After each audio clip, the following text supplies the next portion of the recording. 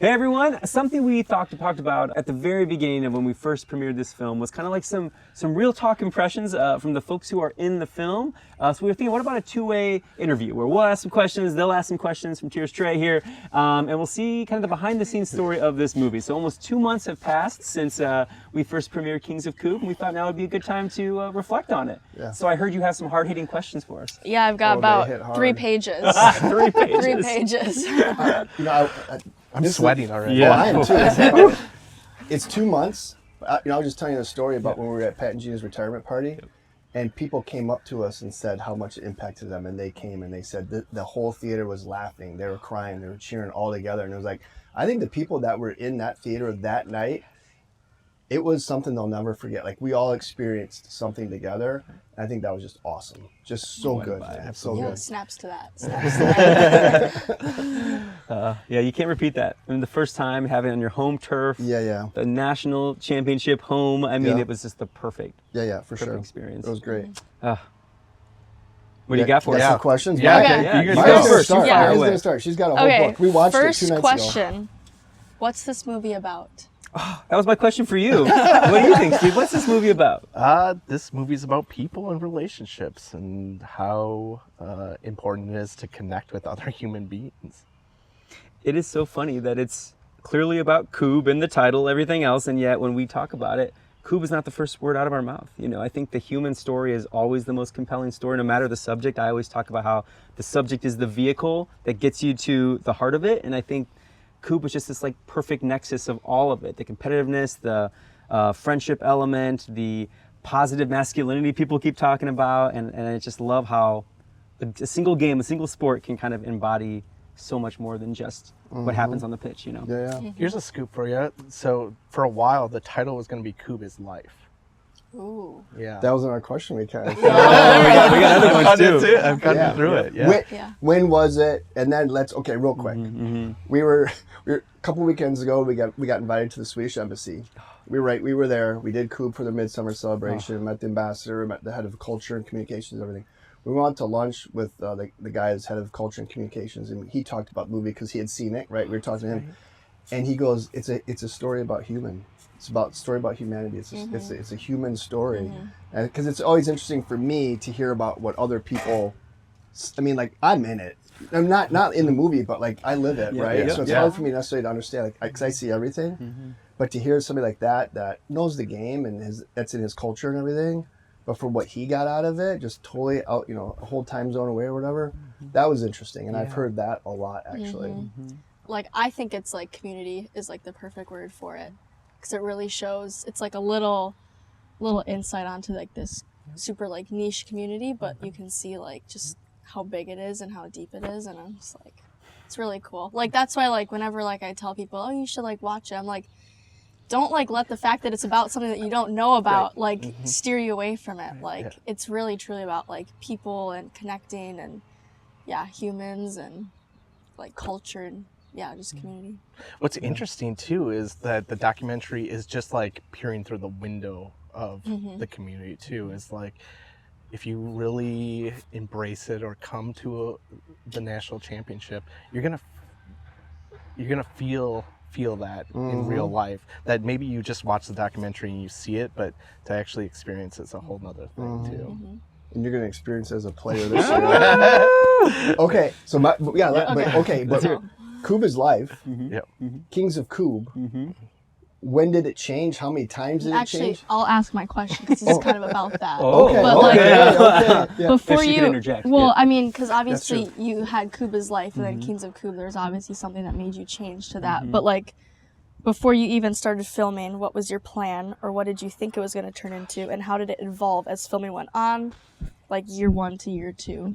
Like what was the like process, I guess? There were a lot of titles. We have a whole list. I should have brought the list. I mean, Kubb City, USA for a while. I mean, there were a bunch of them. And I think we ultimately settled on Kings of Kubb because it was like the easiest to latch onto. And the idea of Kings kind of hinted at the competitiveness of it. And I think that's a touchstone point for a lot of viewers of like, ooh, it's a sports documentary, which it is. But for us, it was like, let's lure them in with the sports and let's show them the human stuff like you guys talked about. So I'm trying to think. I mean, in the beginning, I was like, okay, we know Eric. We know this is geographically relevant to our lives and we care about it. We know there's a kind of a curious community here that lives among us that we don't really know all that well. And we know it's like people like, and especially in our region, like if you don't know it, they're curious about it, but they're also like a little like reluctant to get to know it that well because it sounds scary. It sounds like foreign, and that's nerve wracking. Is it pronounced Kubb or Kubb? Like little things that seem to be stumbling blocks. And so in some ways it was like for me, like there's an opportunity to showcase, try something new, get to know something different. And then once we got to pre-interview some of the people we were thinking about, profiling, we're like, okay, there's a lot more story here than we ever could have imagined. I think after those I did library interviews, just one-on-one audio interviews with John and Joe, and certainly I talked with you before and a few others, and John Oman over the phone and several others. I'm like, these are our people, and from there I think the story revolved. We started with the people, I feel like, and then found their stories. Does that sound right? Yeah, that sounds right. Yeah, we just kind of went in knowing that there were certain avenues that we wanted to explore, and kind of went in with the idea of we're going to do the first tournament, see what happens, and then figure it out through the second tournament. And I think that was a really good plan because it did give us like bookmarks of how to structure the story from the start, and then just pull threads as you go. Do you in the beginning, was your thought that it was going to be a documentary more about the competitiveness of Kubb, and it turned into more of the people, or did you always think you were looking to get? I mean, I guess you wanted to see the Kubb community and everything that was going on, but you didn't know any of our storylines. You didn't know Cecilia was going to be leaving that morning. You didn't know John Oman switched from right hand to left hand. You didn't know Trevor's story or Greg's story or John, all these stories. In the classroom, when I talk about this, I always say, like, think of it as a Venn diagram. You're writing a story, you want to have character over here, you got plot over here, but the best stories are when right in the centerpiece is that perfect overlap of character and plot. And I feel like that's kind of what we got really lucky with here. We had the characters, the plot drove itself in a lot of ways by way of the tournament, but also the personal struggles. And then again, like if the people and the plot come together, like that was, I think, where we got really lucky with this film. And I think we went in thinking like the kookiness of the sport is going to lead to something, whether that is like going to tournaments and somebody's kind of chasing the drama, somebody's taking it too far, or somebody's too aggressive, or building a pitch in their backyard, whatever it may be. We're talking to you though. Okay, well, when we were watching it, like just like a couple days ago, like I feel like every time I watch it, again, I notice more things, and I feel like this time around that I was like really, really watching it to like take these notes or whatever. Like the 4 different like introductions when you're introducing like Greg, John, and then like Omens, and then Other John, yes. Like when you're interviewing Trevor, when you're interviewing all of them, like what was like the process of like introducing each of them? Like you kind of like feel like there was like different styles towards each of them. Like for Greg, you had all these people describing him, and then for John, like you kind of had some fun music, and you showed him like kind of at his like place, the pizza farm, all that stuff, or like I don't know. There was like lots or like Trevor, you had him like playing the instruments or whatever. Yes. Like what was kind of like your thought process, or what did it just kind of end up like that? I guess. Or was there certain archetypes that you wanted each person to represent? It's a great question, because that was one of the probably top 3 biggest struggles we had in the whole movie, was how do we introduce these people in a way that people are going to remember them and like really start, and we had to like build it in small steps. So we kind of got the earlier introductions and then briefly, more visually during the tournament, because that was the opening. We got this tournament, get everyone fired up. But then we had this second introduction where you get their name, you get the goat, the teacher, you get kind of another word to kind of hang your hat on with them. And we wanted to put them in a place that kind of represented who they were. And so for John as a teacher, like the first thing we see from him is kind of teaching Harvey, how to set up Pythagorean theorem, all that. And then with the Omens, this music thing, because music's huge for them, and they have like the the Van Halen kind of thing over here, and the big thing. So, and the bikes in the background. So we kind of wanted to showcase the multifaceted nature of these people. I mean, John's cooking pizza, he's social, right. And that's true for everyone. I think Greg's was kind of cool because he does all kinds of stuff. He wins all kinds of sports and plays all kinds of things, but we wanted other people to speak on his behalf to really showcase how he is represented in this community. I mean, greatest of all time, the GOAT, all of that, to kind of raise the stakes. This isn't just us saying this guy's a big deal. Like we wanted everyone else to speak on their behalf, and then Trevor too. You know, watching music is a huge part of his life, and as a guy at his level, you would think it would just open with him hitting a king or something, you know, but there's so much more to him, and that's why we have the marimba stuff too. I think we want to showcase. I liked that part too, the way you were able to like tie that in to Kubb. Yeah, and I was it was like, a stretch, but like it was just cool though, and then it made me think like just how many like things people said and how many hours of stuff that you guys recorded and how you were able to find these things and connect them. I was like, that's super cool. And that was all Steve. Yeah. Sometimes he would find these Easter eggs. The best one of all is at the end of the movie, and that's the Kubb show. I mean, it just gets me every time. What are your thoughts, Seth? Just off that, it reminds me of the time we were in your basement. You're really passionate about Worlds, and you're going into it. You're going through your notes, and then you find these pictures that your daughters drew when they're like 5. And I was like, oh my gosh, that is perfect. It connects it all. It's your passion, but that at the heart of thing, it's family and it's love. And it brings it back. But going back to the Kings question, is I feel like we introduced them the way that we were introduced to them. Is that when we're talking about interviewing Greg, everybody's like, Greg, I don't know if he's going to do it. You know, he's you know, out west or whatever. So he's kind of like that cowboy. And then John's is like, yeah, come on over, let's have pizza. And Trevor's just like this goofy, fun, like within a minute, he's drumming on something. And I think when you asked him about that with the instrument, that when I thought about it, because he's a good player. Like, it's just not, you know, JP says it in the movie and everything like that. Like, he literally is. And the thing about him is he's so good at everything in the game, like everything, that he almost is that instrument. Marimba. All the notes. You know what I mean? He can hit, because not everybody can do that. Right? But he's one of a few people that is like, there's hundreds of people that play, but he's in that high end of play, really high level of player that is at that level for all aspects of it. So. Well, and a shout out to him. He drove up right the day before pre-natties, I think, just to do this shot with us. Brought Rowan, the dog, and they did it, and then they went home. I thought he was going to be in town for that anyway. Like, oh, great, we'll get you when you're in town. No, he drove up just for us. We secured a marimba. It was a lot of stuff to make this work. You know, where do you find a marimba? We had one in the city, but it all worked. Was it at the university? At the university, and the professor was super cool. He's wheeled it out for us, and Trevor just says, like, I don't get to play these much anymore. It's not like it's not like a kazoo. You're not finding like an instrument that's a guitar. This is a hard thing to find, and if you get 20 minutes with this, it's kind of a big deal. So I think he really enjoyed himself, and it was cool. I mean, I think to understand, I mean, he's at the top of his game on marimba too, is the thing. Like, these people are so good at so many things, and I think it's less I'm just talented at one thing. It's like, it's how they train. It's how they carry water, chop wood that makes them good at so much. Yeah. Little like off topic, but kind of because you mentioned it. I love this. Barbara Walters over here, This is like more of a personal question. Out of curiosity, did you have a favorite learn how to play video you came across? And how did you find them? Like, was it like organically? Did he like show them to you? Like, or did you just like were on YouTube looking up Kubb and you were like, oh my God? You mean of your videos in particular? Yes, like I've been watching them lately to train for nationals. So let me think. 7-year-old Maya, how do I win the national? Well, and this was before like iMovie. And this is probably, most of them were shot on an iPad 1. Oh my God. And it was like, you only had you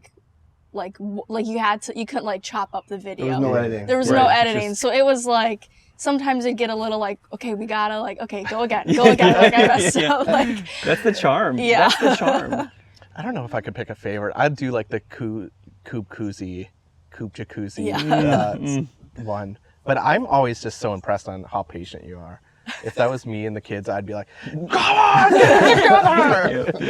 And that's the beauty of them. I mean, it's not even not about the Kubb. I mean, I don't watch them for Kubb. I watch them because I can see this dynamic emerging. You know, what a gift that is. You know, those, when I look at them now, I look back. I'm like, if somebody stumbles upon, there was just a tournament in Seattle, right, at the Nordic Museum out there, and the guy contacted me and was interested about, you know, to run a tournament and everything, and you know, hopefully they got somebody to fall in love with Kubb out there, and they stumble upon this video and they look at it and they say, this thing is, how old is it? Like 10 years old? 11, 12 years old? Some of them have like 12,000 views. Like it's like more than our movie. And to think that people are gonna be like, wow, they've been doing it for that long?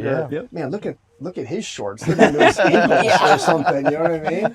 Like those are again, those are just like this catalog history, like snapshot They're like or little whatever of home our, videos, Yeah. kind our of. Kubb Yep. civilization that we have going on. You know what I mean? Well, and Yeah. Steve made those little movies with your family, I know, when you were young, and I made some podcasts with my kids and do some books of travel and stuff with them, and those are so memorable. You know, more than anything, I think we produce, it's those side projects with our families that are just so special. You know, The second part is how we found them. Yeah. It could have been you sent them, but BJ and I both do like deep dives into like trying to find things that people haven't sent us. So I looked at all different corners of Kubb and trying to discover like people just posting random stuff.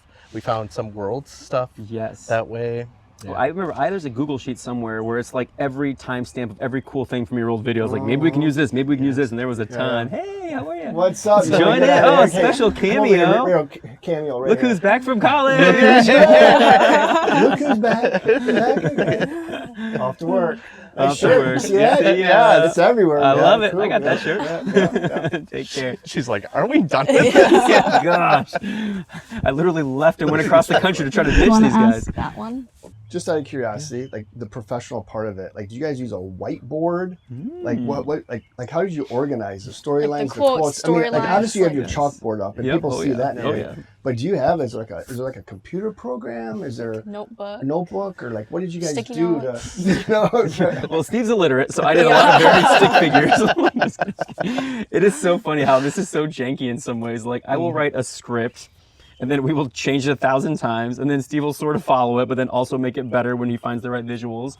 And then we're like, oh, there's the movie. But I think what I'm doing now, and what I think we've always tried to do with the current project, but before, is like we take the interview, we transcribe the interview, I pick out the key quotes, I try to lump them by kind of theme and person, and then it's like, okay, we have this person talking about 2024, and this person talking about 2024, this person talking about Ellingson and Kubb League, and this person talking about, and so like then we can kind of begin to find ways to have different conversations and interviews complement each other and speak to each other, and that's when I think part two of that is what visuals cover this, you know. So I think there's a lot of us trying to figure out what do we have, what covers it well, because sometimes you'll get the perfect quote, but you don't have the visual, or you have the perfect visual, you don't have the quote. So how do you mash it up so it works?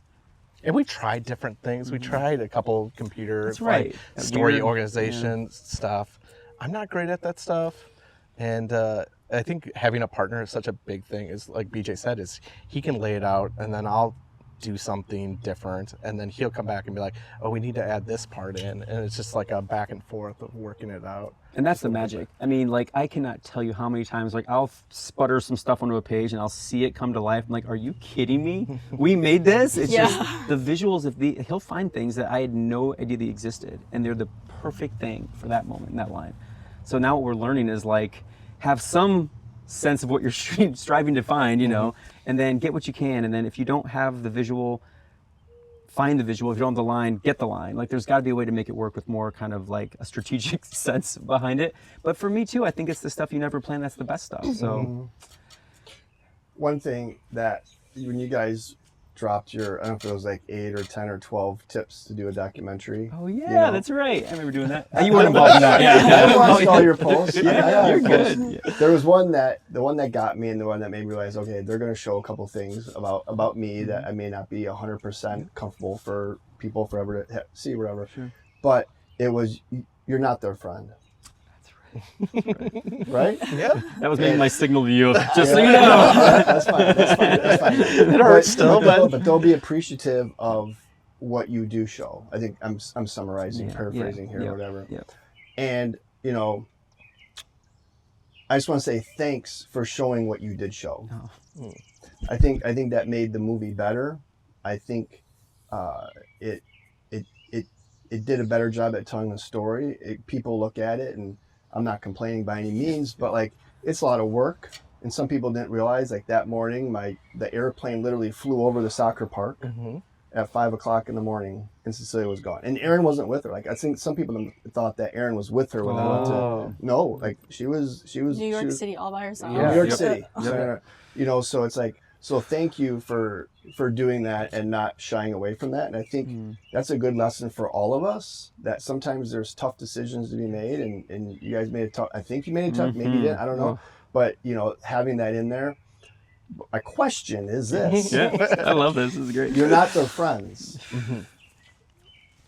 When you guys first started talking about doing this documentary, did you have an anticipation? You probably didn't because you think about the documentary, but when you started doing it, at what level on a scale of 1 to 10 or whatever, did you feel like you were going to get friends from doing the documentary?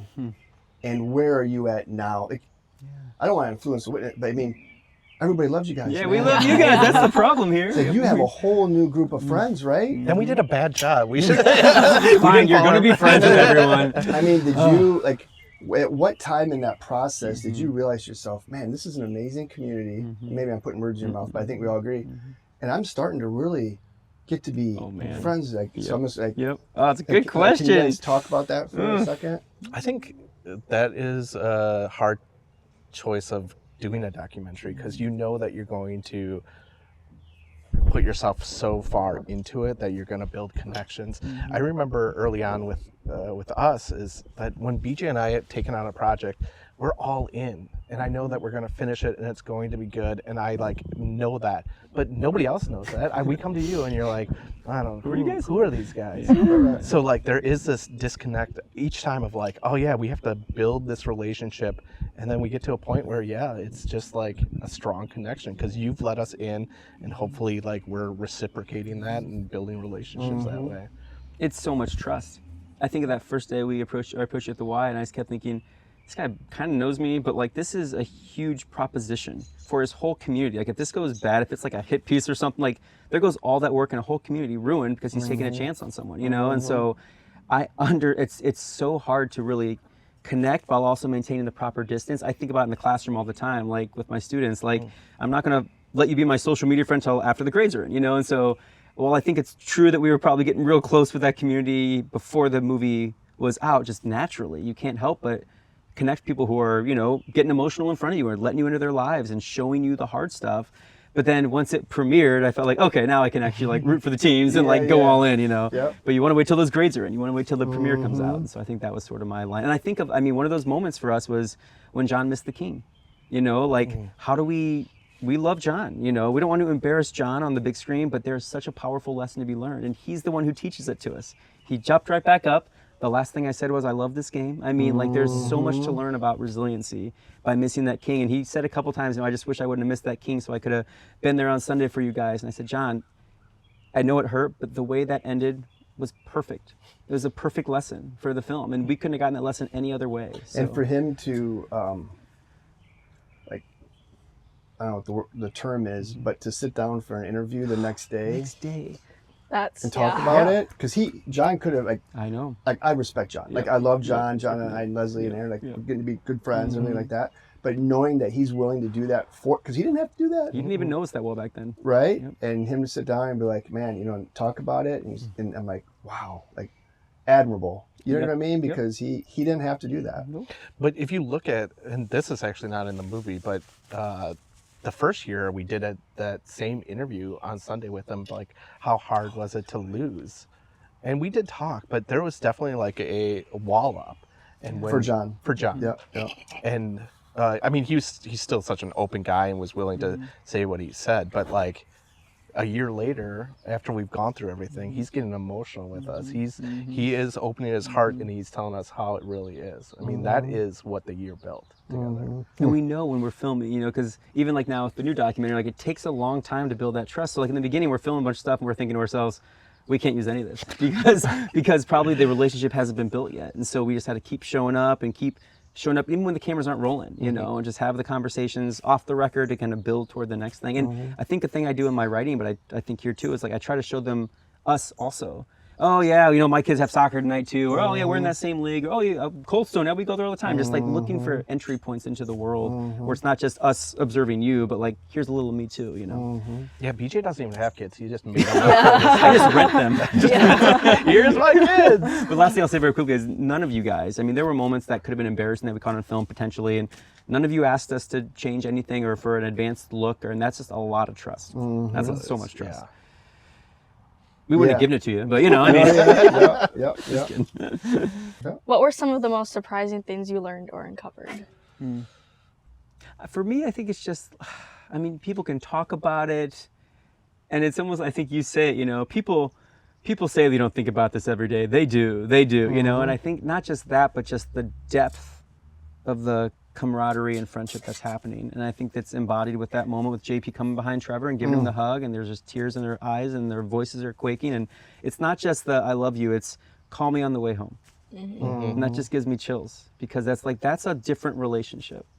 Call me, that's like what a mother might say to a son, or it's like, it goes beyond just two pals, you know. And I think that's something I don't see in all sports or all walks of life. But and then Trevor says to him, this guy deserves it. That was like the raw emotion Yes. for that like 15 seconds. I was like the hair on my arms was like standing straight up. But it was just like, it was so good, and it really like showed you like it means so much. And like, you know, like everyone gets in front of a camera and you want to try to like be be your best self, right? And it was just like, he was so overcome with emotion, rightfully so, but like, it just, that's what it does. Like, you're so, like, he was so overcome with emotion and it was so vulnerable, and like, that's how it, like, that shows how much it meant to him. And like, that was like a really good part of the movie. Like, good job on capturing that. Yeah, very last thing I'll say about this, but I mean, it seemed, and when I watched that, it's like, oh, Trevor's not upset because he didn't win the Staff King. He's upset because JP didn't win it. And that just gives me chills. Like, that's what he wanted from this. He wanted his team, to succeed too. Kind of along those same lines is what I learned is like, it's the silly stuff that we do that really makes life worth living. Is how all those people connected, how they connected, and it isn't about winning or losing. It's about being there for other people, and that's where that emotion comes from. Every time I watch the doc, and I've maybe getting close to double digit times, I'm just saying, watch Well, it. when we were watching a couple days ago, he was like, oh, and then he was like saying what was about to Mouth be words, said. And I was like, oh my God, you're one of those people. It's like a Clint Eastwood Like, Western. yeah. You know? I was like, He's mouthing his own lines. like, I love it. But that scene, the more times I watch it, it hits me harder or better, you know what I mean, deeper each time. Yeah. And it's just, I'm like, wow, like it just, and it makes me like feel good that we've created something that here's call me when you're way home. I love you. You know what I mean? It's they're there because of that 5 meters by 8 meter pitch. And to hear the Omens said that they walked around it after they won. I didn't know that. Yeah. Like that's special, you know? To piggyback on that one, what part of it or the whole thing or whatever like you most proud of? I hope you guys are proud, man. Oh yeah. yeah. I feel like it's like a JP Trevor thing. I'm proud of this guy, you know? I was gonna say I was proud of you at all. I don't know. What do you think? That's a great I question. think it's building the connections. It's what I think. All right, I'm going to take that back. Shining a light on something that I think was really interesting and deserves more attention. Is that I've probably told you this about the amount of times that people have said, "Oh yeah, I picked up a Kubb set after watching the movie." I'm like, yes, like this is what it's all about. Is like showing that there is more to this game and more to life, and get out there and do it and make connections. And I sent somebody a video of you today of teaching them how to incast. Let's go. And I was like, that's what it's about for me. Yeah. I think for me, we've gotten incredibly kind notes and messages and emails from, I mean, not just Eau Claire, but from LA, from Michigan, from Iowa. And there are people saying things like, my parents never understood what I was doing every weekend, and they watched the movie and now they get it and they're proud of me, and my kid wants to see all the medals and he wants to hear all the stories about how I won them. And it's just like, thank you for letting the people I love in my life understand the thing that I love, you know, and that is a cool thing to hear, that we have any place in that. And you too. I mean, you built it, we filmed it, and now there's a community here that can celebrate. And that's just a cool I partnership. think it's like super like inspiring too. Like, I can see how someone on the outside could watch it. Because I've watched like documentaries or like short videos that talk about something that I'm unfamiliar with, or like a community that I'm unfamiliar with, and I finish watching the video and I feel like inspired, and I'm like, oh, like I want to do that, or I want to be a part of that. Or I get like FOMO. And like I feel like someone, like I can see, and I'm guessing this is happening, but like I can totally see how someone from the outside who's part of the Eau Claire community or in the Midwest, or even like outside of the community, but especially in the Eau Claire community, who like watches it, or maybe was at the premiere and watched it and was part of it and was like, wait a second, like I want to be a part of this, because you can feel like the love and the happiness and like just like the camaraderie like through the screen, because it's about people, and I feel like people yearn for like human connection, and they see that and they're like, wait, like I want to be a part of that. How do I so get like that? yeah, and so like, and the way the story was like, there's so many like stories like intertwined with each other, and I think it was like told in such a good way that like people were left feeling like inspired, and I feel like that's like really good. Like it wasn't just like this like a video of like, oh, this is Kubb. I don't know, it like brought it to life kind of, but yeah. Good. Multidimensional. I think that it can't just be who won and who lost. Yes, exactly. Yeah. Question. Another question. Every time you say question, I'm like, okay, first like a little shout out. One of my favorite parts, I just want to say, was the Lake Superior Kubb part on the lake. Yeah. I thought like the music with like the drone footage, and it was just like there was like the comedic relief of just like Cody and what's her name? Sarah. Yep. And just like that part, and it's like, whoa, these people like are the real deal. But like just like how people are like, they love this game so much they're standing on a frozen lake. Wearing like in a box, wearing like 10 layers of clothing, but then you have like the Nordic and like I just thought that part was like super cool. I think it was like an underrated part. But anyways, that's when you kind of like meet some of the Kubb Reapers a little bit. My question was, obviously the Kubb Reapers weren't part of the original like 4 Kings of Kubb, you could say. Though I'd argue that like Kings of Kubb means the community is we're the kings. Like, you know, there's like that quote of like, we are kings or something. I don't know where it's from, but like, Anyways, I'm getting off track. Okay, what made you add in the Kubb Reapers to the storyline, and what role did they play for you guys? To the shout out very quickly. No one would know this, but I've given Steve so much crap because we were at that computer for like an hour as Steve clicked through every type of wind sound effect. And it wasn't just one, he wanted 2 layered. So when you hear the wind, it's like 18 different wind layering just to get that perfect sound. It was but that's the level of detail this guy's going. It's crazy. And Kubb Reapers, I think midway through we're like, ruh-roh. They have a real good shot at this, and we've enjoyed their story, and we realized we didn't probably get enough footage in the first go around at the Natties, and so I think maybe in talks with you, I think we'd ask, how are things looking? You're like, well, there's this kind of dark horse, and that's Kubb Reapers. They have a real shot, and we're like, maybe we should listen up. And so I think every movie needs that potential twist, and we didn't know if it was going to be a twist or not, but to have the footage, and I think for us the best way to do it was to do that kind of watch on the big screen on their garage, because that way we get them kind of seated and reflecting, and there's that line about how they've grown. Last year I didn't know, but this year I know we deserve to be there, so this year we know. Yeah. Because we did get a good amount of footage at the first tournament, but we got like footage of a lot of different teams, and we just kind of were trying to hedge our bets and like if they show up. But they had such interesting things with Scott and the spreadsheets and just the way that they do merch is better than anybody else. Unbelievable. And so, to think that they were one game away from being one baton away from being 3 of the people that we followed all year is just crazy. And I do remember the exact night where I was like, it was the best night, because we filmed you guys at the best night. We were having a conversation with you, and you're like, those Reapers, they're coming along, and I'm just like, I remember you interviewed me. Yep. And I was like, I think we were both in like, we gotta get more of this. Yeah. I liked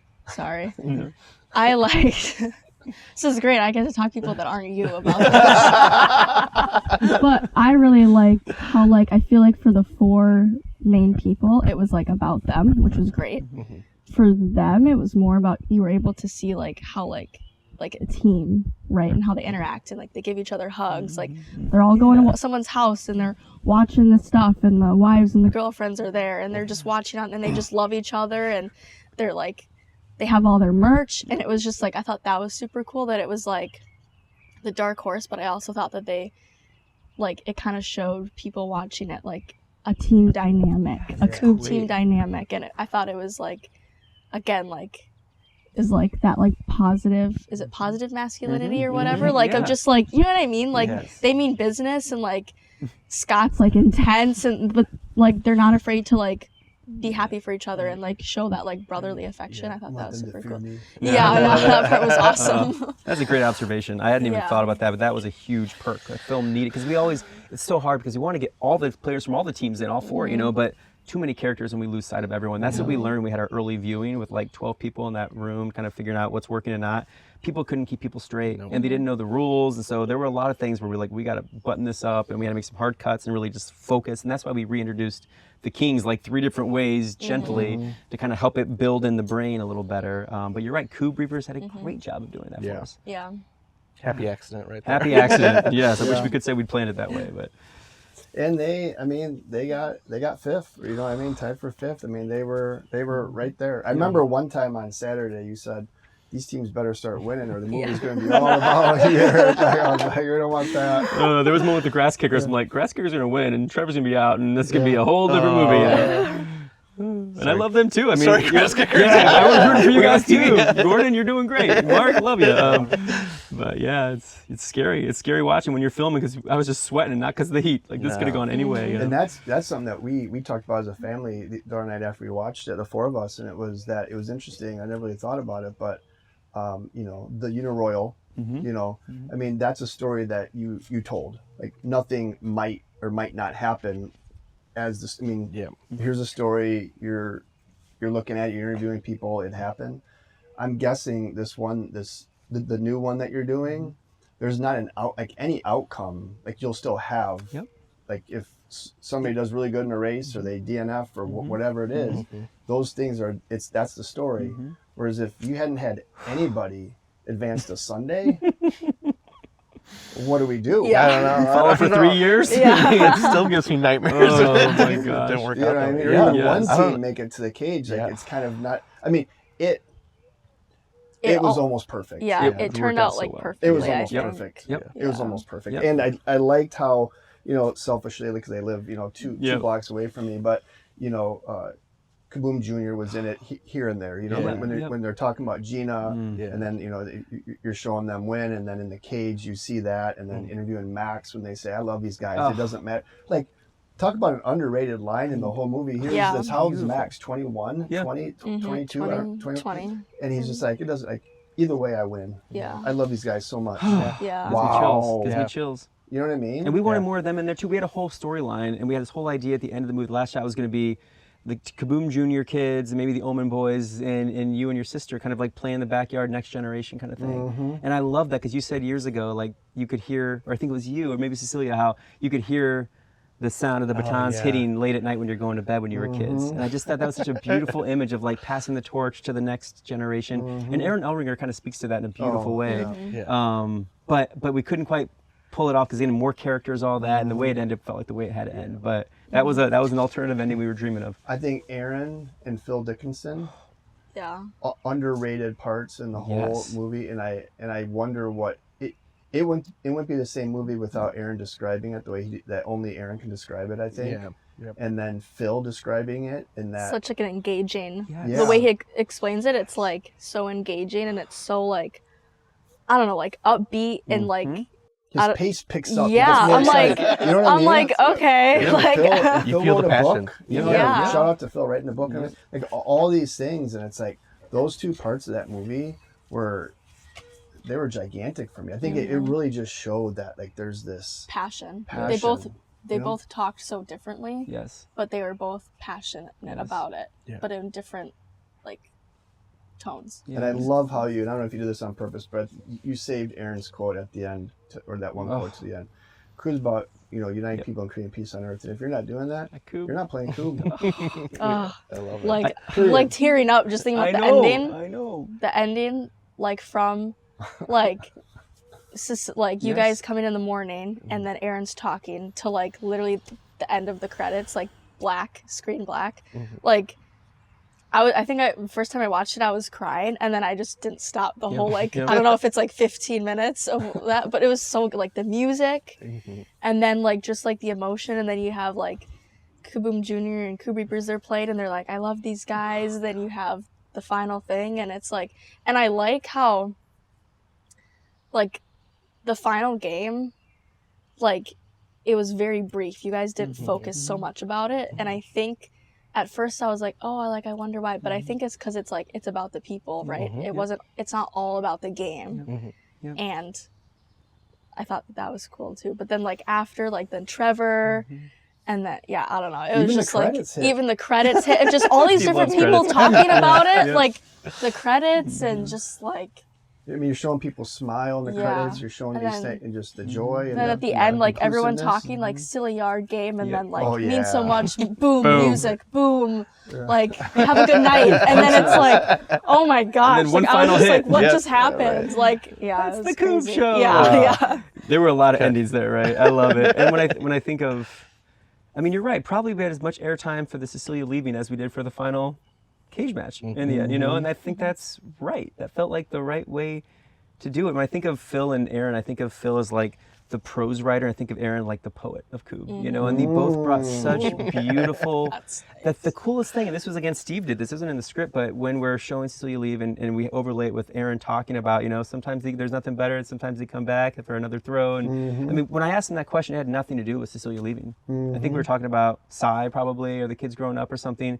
but then we just realized the interplay of having him, longtime friend of yours, got the game going with you. I mean, speaking to this experience without even knowing where it was going, it was just so lucky, you know. We'll do a couple quick ones. I have a hard-hitting one here. Let me see if I can find Oh my gosh. gosh. Yes. if you could change one thing about the film, what would it be? No, I'm not going there.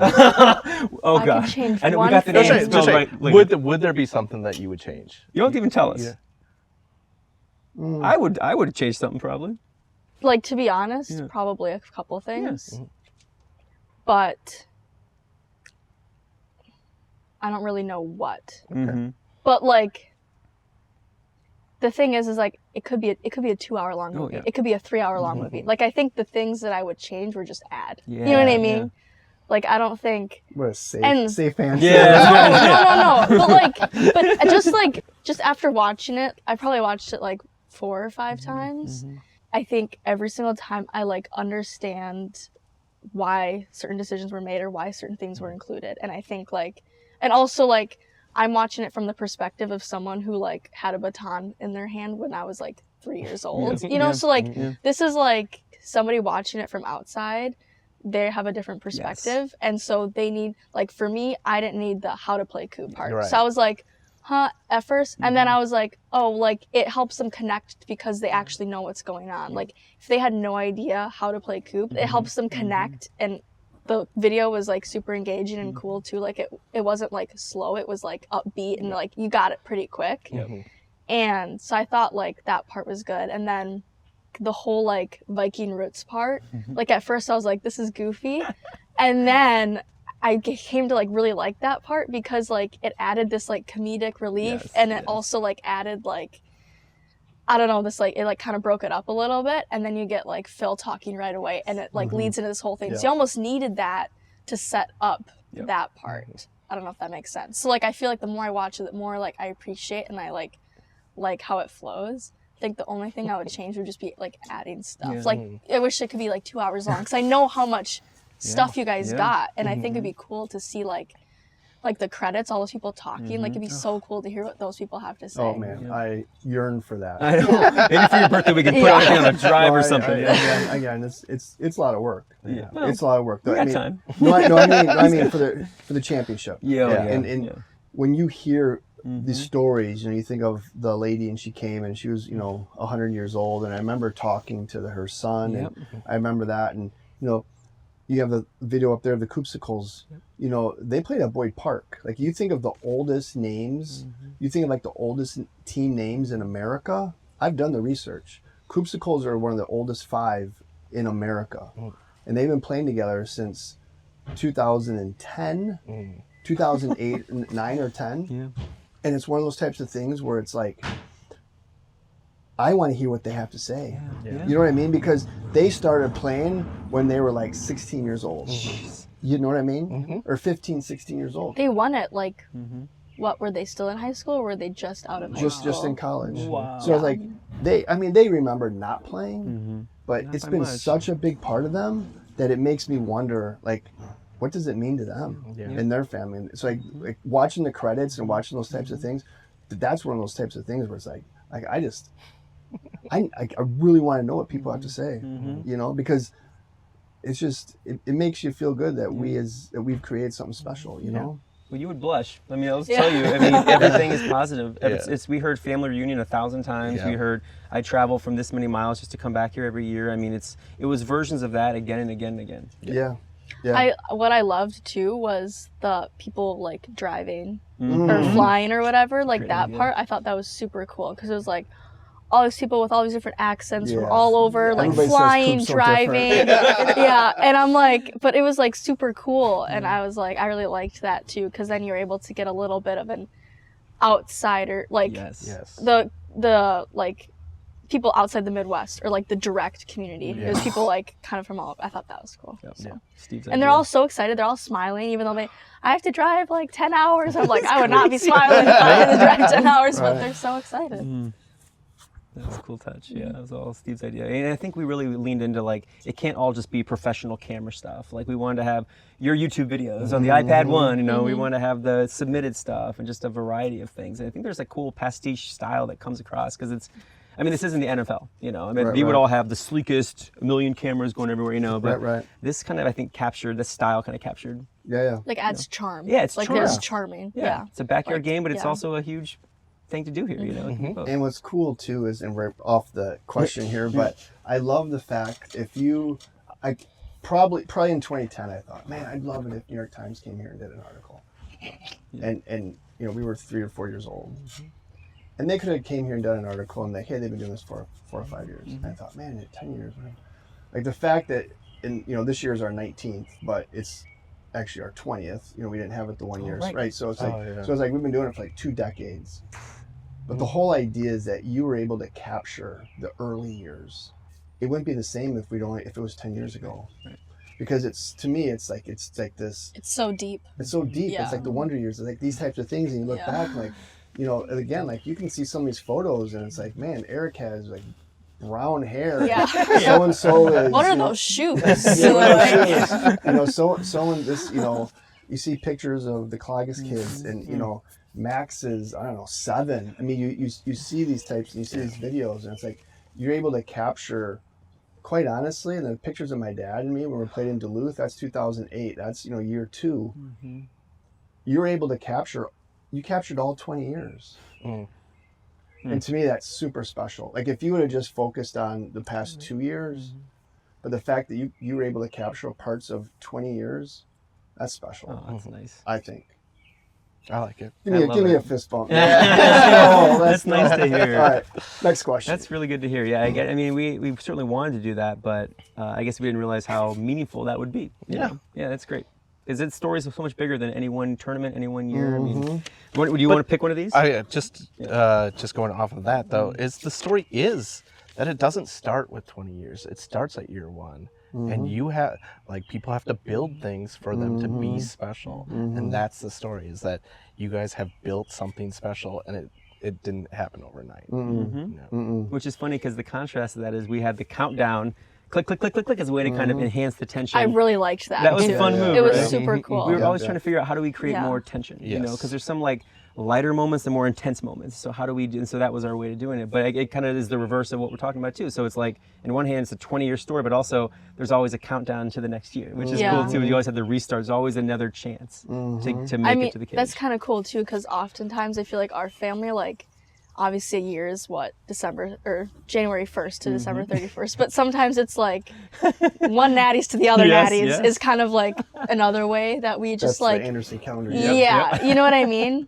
So it was like kind of cool because like that is sometimes how we like define what a year is in our family, just because like that's kind of like the big day, like everything. So I don't know. I thought that was like super cool too. Like I really liked Is that. Natty's day 1 or day 365? Ooh. I think the day after Natty's is day 1. Yeah, that's how I do I it. do too. It's You return the rider truck, you turn the keys in, New Year. Do you feel like it took for a while for us to be let into your house? At first, were you guys hesitant to bring us in and share your stories? Or when did the comfort start to build?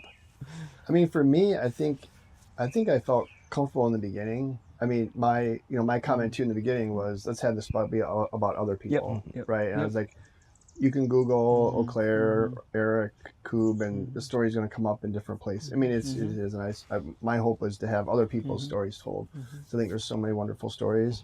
So like when you came in and you interviewed us in the living room and we were out here playing and stuff, like I felt pretty comfortable. You know, we started talking about my dad and stuff. I thought, okay, that's going to be in the movie. I can't cut that out. So that was a little unexpected in regards to that. But for me personally,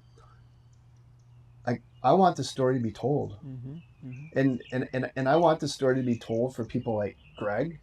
Greg's like great at something, like maybe the best in the world, and so for him to have the story to be told about him and Jane and his story and everything like that, and Trevor and John and the Reapers, and then our community as a whole. You know, we didn't even talk about the Queens of Kubb, right? Yeah. And like, the story about that and how touching it was to talk about Gina. I was so excited to have our story finally told in this, I don't know what the term is, media or this forum, you know, that I was like, whatever you guys want, let's do it, because I want everybody, and I want just the most casual players to have that opportunity to have because I think people feel like Kubb is part of their family, like you said, the family or like their community, and so to have that be told, myself, I was just like, what do you guys need? Like let's make this happen. Yep. Well, and on that front, we always joke we're not doing a movie unless we have an Eric Anderson equivalent. Because like you were producer, you were director, you were doing all the work, you were doing any hustle you could to help make this an easier process. I mean, there were days when we were messaging each other 15 times a day, just trying to work on the next thing and who we should be focusing on, and this happened on Tuesday, and try to make this one. And it's just so helpful to have someone on the inside who was committed, not to like micromanage. It was never like, hey, make sure you do this, or we need this. It was always like, hey, just so you know. You always phrase, just so you know, just giving us the opportunity. And that's just a lot of goodwill and trust. And I mean, I think my big fear was that we wouldn't live up to it. You know, it's so scary. I mean, like a month out, Steve was like, I don't know if they're gonna like this. I don't know if this is gonna be good enough. And I'm like, I feel like it is, you know. Because it feels honest, I think, to me. It's like, this is it. We didn't cut anything because we were friends with someone. We didn't add something to make someone look bad. This is just what the story is. And we had it in here. I mean, we like Jane. Jane. Yeah. Go ahead. I mean. Oh, I just said this. Her like confessional. I don't know if that's what you call like her interview or whatever. Yeah. I watch a lot of reality TV. They call them confessionals. So her interview is like pretty brutally honest, and we've talked about it too. Is like Greg is super competitive, can be super intense at times, and sometimes it rubs people the wrong way. And she was kind of the only person who could say that. Yes. You know what I mean? Like nobody else was going to be caught dead saying that on camera. You know what I mean? Yeah. And it was pretty brutally honest. I don't think she said anything that was like bad or wrong. It's just like a fact. And it doesn't mean like Greg's a bad person by any means. It's just saying he's competitive. Like not a lot of people like that. Like it doesn't mesh well with people. Like, was that like a debate to leave that part in or take it out? And I love that you guys like kept it in, because I thought it was like super honest and it painted a better picture. But like, were you like, oh, I don't like, was that ever a debate, or were you like, oh, we want to put that in, or? No, we had to keep it in. Yeah. Yeah. We know gold when we see it. Yes. But for that very reason, you shared. Cool. Yeah.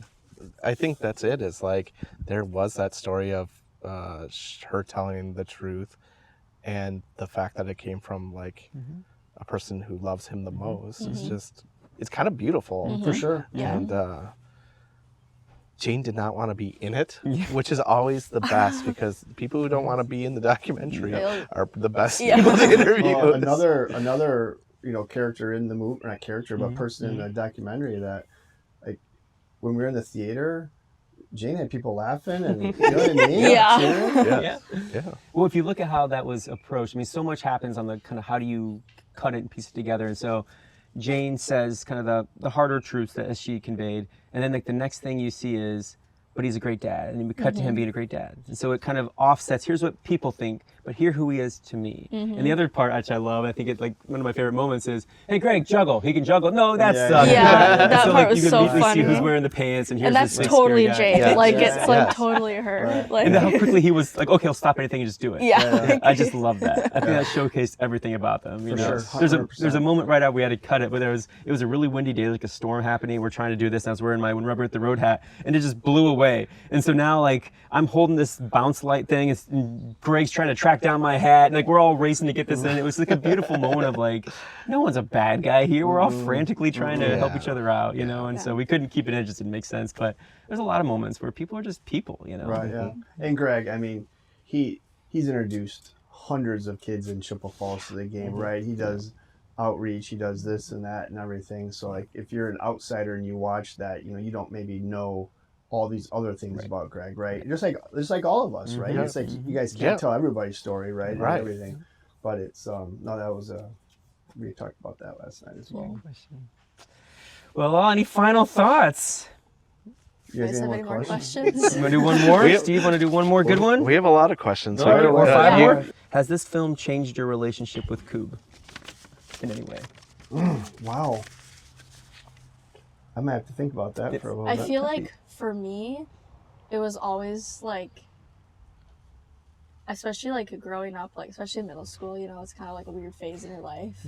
And it was like this like weird thing. Yeah. You know what I mean? I was like, oh yeah, my dad's like the Kubb guy. And it was just like something that I was like not always like, so I didn't really like to tell people because I thought it was, you know, you're in middle school, you're just like, Just be normal, just be normal. Just be normal, like just blend in. Don't like, have a thing. Yeah, don't have a thing. Yes. I'm not saying I'm at a point where like before this documentary, I was like not proud of it.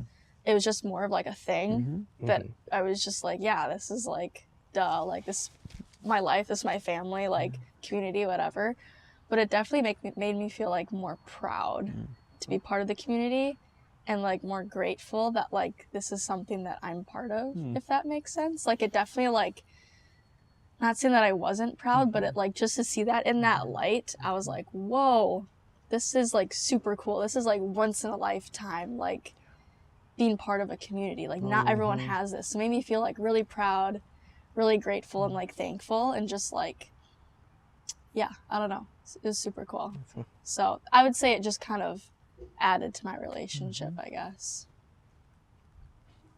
I would say it doubled down on me to not be apologetic, to not. I mean, like I love this game. I love this community. Like, I'm not going to apologize. I mean, people are like, oh, it's I'm like, okay, like, but it's made me realize even more how much it means to certain people, and it means a lot to me. And I think it means a lot to like our board. It means a lot to a lot of us and our community, our neighborhood, everything. And to see what you guys did, and to see the movie and other people's stories, I'm like, yeah, it's who I am. And I feel even, and not that I struggled with it. I mean, maybe I struggled with it in the early years, but I haven't struggled with it for a while. But it made me even realize more, like, yeah, and we're not going anywhere. You know what I mean? Like it's too special. Yeah. It's too special. Yep. It's unbelievable what and you feel that in the movie from the very beginning when, you know, there's this guy pounding that stake in the ground talking about the sky all the way to the last picture in the credit. Yeah. You feel that the whole movie. Well, I feel like my ego's been stroked sufficiently. Thank you to Tears Trey for joining us. Please stay tuned for Kings of Kubb 2 coming your way. Just kidding. We don't know. Probably not. That was one of our questions. Steve and I joke about this all All the time. caps, Kings of Kubb Volume 2, question mark. Hey, I said once. It's what the people want. It's what the people want. It's what the Kubb people want, for darn sure. God bless them. But I always say, like, if in like 10 years Eric decides to go one more time in the tournament or Worlds, that would be the movie. You get back in the game one last time, but then you have to win. Or lose. Either way, it's a great Story to be told. So, you know, hit us up in a decade. We'll see if we're still in the game. Maybe in 10 years, maybe this guy's in the game. Maybe he's the GOAT. Maybe he's the GOAT too. You versus Greg. Oh, it's happening this year. Oh, it's happening this year in the cage. I love it. That, Greg? I love confidence. Thank you all so much. Man, thank you guys so much. Appreciate your support. Yeah. Yeah. Cool. Cheers, Trey. Cheers, Trey. Cheers, Trey. Boom.